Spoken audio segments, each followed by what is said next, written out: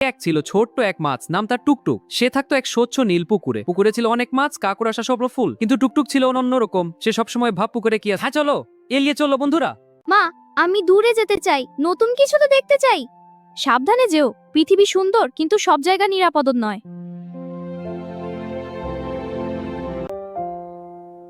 কোথায় যাচ্ছ ছোট মাছ? আমি পৃথিবী দেখতে চাই। তাহলে মনে রেখো, সাহস ভালো কিন্তু বুদ্ধি আরো ভালো। টুকটুক সামনে এগোলো। কিছু দূরে গিয়ে সে দেখল জেলের বড় জাল পানিতে নামছে।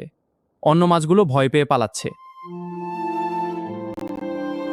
ও না, আমি ভয় পেয়েছি। কচ্ছপের কথা মনে পড়লো। এই দেখো, জালের নিচে ছোট ছিদ্র।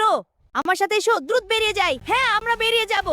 এই যে, আমরা বেঁচে গেলাম। টুকটুক, তুমি শুধু সাহসী নাও, তুমি বুদ্ধিমানও। হ্যাঁ, আমি ফিরে এসেছি। আজ তুমি সত্যিই বড় হয়ে গেছো। ধন্যবাদ মা। টুকটুক আমাদের নায়ক।